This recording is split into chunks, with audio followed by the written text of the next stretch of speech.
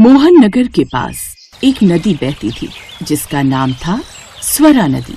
उसी नदी के किनारे सरजू नाम का एक गरीब मछुआरा अपनी पत्नी शांति के साथ टूटी फूटी झोपड़ी में रहता था। सरजू रोजाना जाल लेकर अपनी छोटी सी नाव में मछलियाँ पकड़ने जाता और खूब मेहनत के बाद जो मछलियाँ पकड़ में आती उन्हें बेचकर ही घर का गुजारा होता था। पर कुछ दिनों से सरजू निराश ही घर लौट रहा था क्योंकि लगातार बारिश की वजह से नदी में दूर तक जाना कठिन था। सरजू का उदासी भरा चेहरा शांति की आंखों से छिपा नहीं था। बस शांति, और भूख नहीं, अब तो खा ले। जब तुम्हें भूख नहीं लग रही तो बताओ मैं कैसे खा लूंगी? तुम्हें उदास देखकर मेरी भी तो भूख खत्म हो गई है। एक दुख हो तो हम जैसे तैसे काट लेते, पर हमारे भाग्य में तो दुखों का पहाड़ है। एक तरफ तुम्हारा काम नहीं चल रहा, दूसरी तरफ हमें आज तक संतान का सुख नहीं मिला। मुझे तो लगता है सारे दुखों की वजह मैं ही हूँ। न तुम मुझसे शादी करते और न निसंतान रहते। शांति, इसमें तेरा कोई दोष नहीं। भाग्य तो ऊपर वाले के हाथ में होता है। लगता है वही हमसे नाराज है, इसीलिए तो ये सब दुख हम झेल रहे हैं। हे ऊपर वाले, हमारे दुखों का अंत कब होगा? हम पर दया करो, हमारे दुख दूर करो प्रभु। सरजू और शांति के नसीब में संतान सुख नहीं था, इस वजह से वो अधिक दुखी रहते थे। पर कहते हैं कभी कभी ईश्वर से कुछ मांगो तो वो जरूर देते हैं, पर किस तरह से देते हैं ये कोई नहीं जानता। शांति, 4 दिन से काम पर नहीं गया, मेरा जाना जरूरी है। अरे बारिश हल्की है, मैं थोड़ी देर में मछली पकड़कर लौट आऊंगा। चिंता मत कर, उधार के पैसे भी तो लौटाने। शांति, काम तो करना ही होगा ना? ठीक है, ध्यान से जाना, अपना ख्याल रखना और जल्दी लौटना। उस दिन बहुत बारिश थी, पर सरजू को काम पर जाना जरूरी था। जाल खरीदने के लिए सरजू के पास पैसे नहीं थे, इसलिए उसने जाल बेचने वाले दुकानदार से उधार पर जाल लिया था। सरजू को पैसे लौटाने थे। सरजू नदी में जाल डालता है तो मछलियाँ नहीं फंसती। सरजू सोचता है कि वह नदी के दूसरे किनारे पर जाकर एक बार कोशिश करके देखे, इसलिए सरजू नदी के उस किनारे पर जाता है जिस पर वह कभी नहीं गया था। नदी के उस किनारे पर जाकर देखता हूँ, शायद मछलियाँ पकड़ में आ जाएं। सरजू जैसे ही नदी में जाल डालने लगता है, उसकी नजर किनारे पर बेहोश पड़े 1-2 साल के बच्चे पर जाती है। सरजू दौड़कर उस बच्चे के पास जाता है और बच्चे को गोद में लिटाकर होश में लाने लगता है। हे भगवान, ये बच्चा किसका है? ये यहाँ नदी किनारे कैसे आया? इसे यहाँ छोड़ना सही नहीं, पर इसके माता पिता भी यहाँ दिखाई नहीं दे रहे। न जाने ये कहाँ से आया है। एक काम करता हूँ, इसे घर ले जाता हूँ। सरजू उस बच्चे को घर ले आया। बच्चे को देखते ही शांति की छुपी ममता जाग गई और उसने बच्चे को सीने से लगा लिया। शांति बच्चे को प्यार करने लगी। कितना प्यारा बच्चा है, भगवान ने शायद इसे हमारे लिए भेजा है। सुनो, इसे अब हम अपना बेटा बना कर रखेंगे। हमारी कोई संतान नहीं है, इसलिए अब से यही हमारा बेटा है, हमारा चिराग। आज से हम इसे चिराग कहकर पुकारेंगे। शांति, चिराग को देखकर ऐसा लगता है मानो ये किसी बड़े खानदान का चिराग हो। इसके गले में ये मोतियों की माला और इसके कपड़े इसी बात का प्रमाण दे रहे हैं। अगर कोई इसे वापस लेने आया तो हम दे देंगे। कोई आएगा तब देखा जाएगा जी। अभी तो मैं अपने चिराग को वो सारी खुशियाँ दूंगी जो एक माँ अपने बेटे को देती है। मैं अपने लाल को खूब लाड प्यार से पाल पोस कर बड़ा करूंगी। हम खुद रूखी सूखी खा लेंगे, पर अपने बच्चे को कभी किसी चीज की कमी नहीं होने देंगे। मेरा लाल, मेरा बच्चा, मेरा चिराग। चिराग सरजू और शांति के लालन पालन में बढ़ने लगा। चिराग के आ जाने से सरजू की किस्मत ने पलटा खाया और अब रोजाना ही उसके जाल में ढेरों मछलियां फंसने लगी, जिससे सरजू की आर्थिक स्थिति सही हो गई। समय बीता। 2 साल का चिराग अब 20 साल का हो गया था। सरजू की तबीयत ठीक नहीं रहती थी, इसी कारण अब चिराग ही नदी पर मछलियां पकड़ने जाता था। चिराग बेटा, इतनी देर से बोल रही हूँ, कुछ खा ले, फिर तू नदी पर चला जाएगा और शाम को लौटेगा। माँ, छत का ये हिस्सा बारिश में बहुत पानी टपकाता है, इसीलिए इसकी थोड़ी मरम्मत कर रहा था। अरे बेटा, कितनी बार तू पहले भी इस छत की मरम्मत कर चुका है। अब इस घर की दीवारें कमजोर हो गई हैं, ठीक करना बेकार है। बापू, बस कुछ टाइम और रुक जाओ। मेरे पास मछलियों का एक बहुत बड़ा ऑर्डर आने वाला है, उससे बहुत बढ़िया कमाई हो जाएगी। फिर मैं उन पैसों से एक नया घर खरीद लूंगा जहाँ पर मेरे माँ बापू आराम से रहेंगे। कितना मेहनती बच्चा है हमारा, भगवान तुझे हमेशा तरक्की दे। बापू, तुम सुबह मुझे कुछ कह रहे थे, फिर कहते कहते भूल गए। अब हाँ बेटा, वो कल सुबह राजमहल में ताजी मछलियां लेकर चले जाना। वैसे तो दीनू महल में मछलियां देता है, पर वो शादी में गया हुआ है, इसीलिए मुझे ये काम सौंप गया था। कुछ समय तक हमें महल में मछलियां देनी होंगी, जब तक दीनू लौट नहीं आता। ठीक है बापू, मैं कल सुबह चला जाऊंगा। अगले दिन चिराग ताजी मछलियां लेकर राजमहल पहुंचा। उसने राजमहल के रसोइये को मछलियां दे दी। मछली तो देखने में बहुत ताजी है, बड़ी बढ़िया मछली लाए हो, पर दाम तुम्हें अभी नहीं मिलेंगे। अभी तो महाराज के लिए मैं भोजन तैयार करूंगा। जब महाराज भोजन कर लेंगे, उसके पश्चात ही तुम्हें मछलियों का दाम मिलेगा। अच्छा, तो क्या उसके लिए मुझे यहीं रुकना होगा या फिर बाद में बुलाएंगे? बस अभी कुछ देर में मैं महाराज के लिए भोजन लगाऊंगा।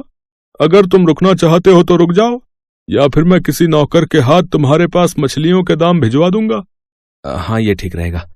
अभी तो मैं रुक नहीं सकता, ज्यादा देर रुकूंगा तो घर में सब चिंता करेंगे। चिराग मछलियां देकर घर लौट आया। महाराज के लिए भोजन लगाया गया, पर जैसे ही महाराज ने मछली का टुकड़ा मुंह में डाला, उनके मुंह में एक कठोर चीज की आवाज आई। ओह, ये क्या? कैसी कठोर चीज है मछली में, जैसे मानो कोई पत्थर। रसोइये का इतना दुस्साहस कि उसने मछली सही से नहीं बनाई, मछली में कंकड़। रुको दरबारी, मुझे पहले देखने तो दो कि आखिर ये है क्या। राजा ने उस पत्थर के टुकड़े को हाथ में लिया तो दंग रह गए। अरे, ये तो हमारे राजमहल का खानदानी मोती है। ये तो हमने अपने पुत्र राजवीर के गले में पहनाया था। हमारा राजवीर जो 20 साल पहले नदी में डूब गया था, जिसका आज तक कुछ पता नहीं चला। फिर उसकी माला का ये मोती इस मछली में कैसे आया, कुछ समझ में नहीं आ रहा। रसोइये को बुलाया जाए। कुछ देर बाद रसोइया हाजिर होता है। रसोइया अजीत, मछली में हमारे राजमहल का राजसी मोती कैसे आया? तीनों ही मछली लाता है, उससे पूछो।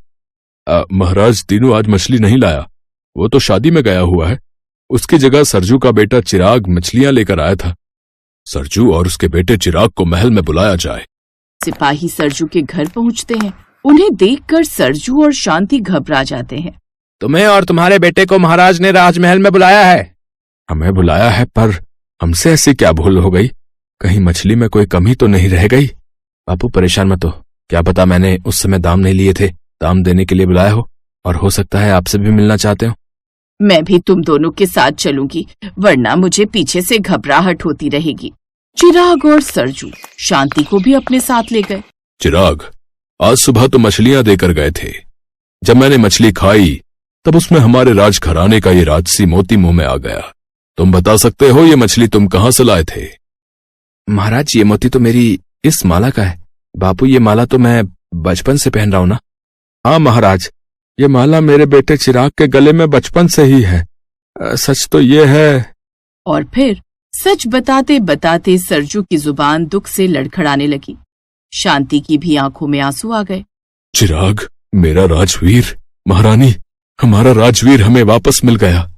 राजवीर, हमने तो सोचा था कि नदी के पानी में तू बह गया, तू हमें कभी नहीं मिलेगा, पर भगवान ने तुझे हमसे फिर से मिला दिया। मेरे लाल, मेरे बच्चे। राजा रानी ने जब अपने राजवीर को गले से लगाया तो सरजू और शांति थोड़ा पीछे हट गए।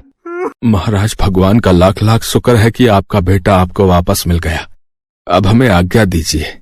चिराग, मेरे बच्चे, तुझे मैंने अपनी कोख से जन्म नहीं दिया, पर हमेशा माँ बनकर तेरा ख्याल रखा। शायद तेरा और हमारा साथ यही तक था। ऐसा क्यों कर रहे हो आप दोनों? नहीं, मैं आप दोनों के बिना नहीं रह सकता। माताश्री, पिताश्री, माँ बापू को मैं अपने से अलग नहीं कर सकता। इन्होंने मेरा लालन पालन किया है, अब इनका बेटा होने के नाते मेरा फर्ज है अब बुढ़ापे में मैं इनका सहारा बनूं। राजवीर बिल्कुल सही कह रहा है, तुम दोनों अब कहीं नहीं जाओगे, हम सब साथ मिलकर रहेंगे। तुम्हारा चिराग हमारा राजवीर जरूर है, पर इस पर पहला हक तुम दोनों का है, क्योंकि इसको जन्म देने वाले माता पिता हम दोनों अवश्य हैं, किंतु इसको जीवन देने वाले तुम दोनों ही हो। सबकी आंखों में खुशी के आंसू आ गए और फिर चिराग राजवीर बनकर महलों में रहने लगा। उसकी वजह से गरीब सरजू और शांति की भी किस्मत बदल गई और उनके जीवन में भी नई खुशियां आ गईं।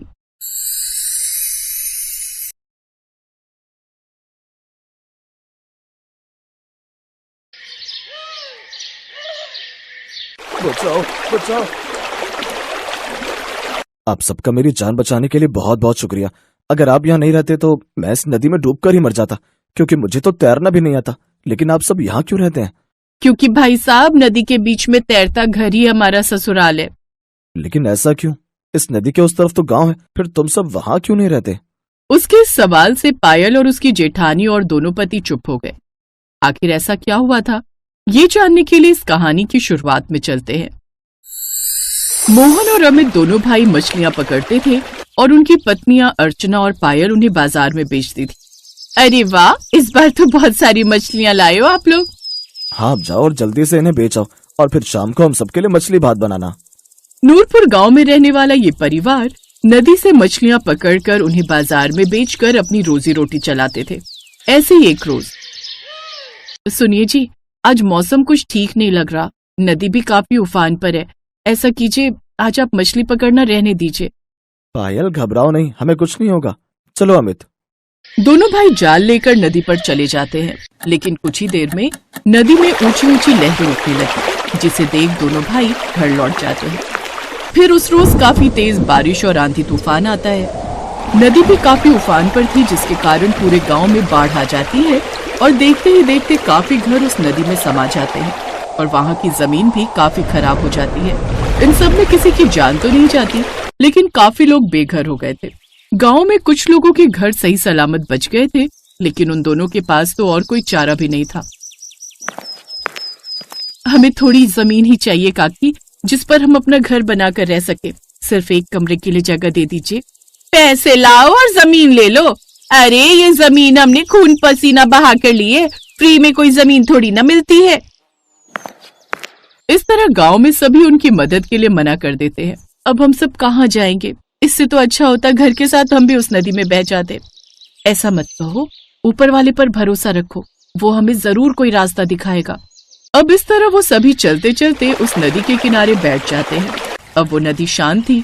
तभी पायल की नजर उस नदी के बीच में तैरते एक टापू पर जाती है। वो क्या है? ऐसा लग रहा है जैसे नदी के बीच कोई जमीन है। नदी के बीच ये जमीन तो किसी की नहीं होगी। इसका मतलब हम उस टापू पर जाकर रह सकते हैं। कम से कम वहां हमें घर बनाने से कोई मना तो नहीं करेगा। लेकिन क्या नदी के बीचों बीच रहना हमारे लिए सही रहेगा? लेकिन हमारे पास और कोई जगह भी तो नहीं है। अब वो सभी नाव पर सवार होकर उस टापू तक पहुंचते हैं। ये जगह तो जितना सोचा था उससे काफी बड़ी है और यहाँ पेड़ पौधे भी हैं। अब हम यहीं पर घर बनाएंगे। हाँ, यहीं बनाएंगे अब हम अपना नया ससुराल। दोनों के पति पेड़ से लकड़ियां काटते हैं। इतनी लकड़ियां काफी हैं। हाँ, अब आप इसमें से थोड़ी लकड़ियां जला लीजिए, हम खाना बना देती हैं। रात होने को ये खाना खाकर आराम कर लेंगे और कल घर बनाने की तैयारी करेंगे। सभी खाना खाकर उस टापू पर आग जलाकर सो जाते हैं। अगले दिन होते ही वो सभी लकड़ी का घर बनाने की तैयारी में लग जाते हैं। सभी मेहनत करके अपना घर बना लेती हैं, जिसके बाद पायल घर के बाहर जमीन खोदकर कुछ बीज बो देती है। ये तुम क्या कर रही हो पायल? मैंने सब्जियां बोई हैं, अब हमें सब्जी भी इसी टापू पर मिल जाएगी। बार बार नदी से बाहर नहीं जाना पड़ेगा।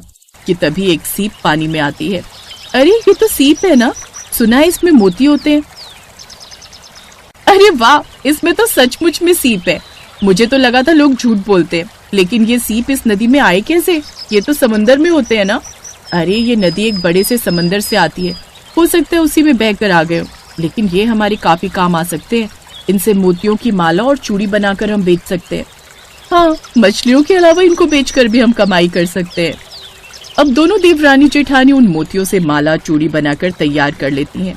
वाह, देखो तो ये माला कितनी सुंदर लग रही है। इसको हम बाजार में बेचेंगे तो अच्छे पैसे मिल जाएंगे।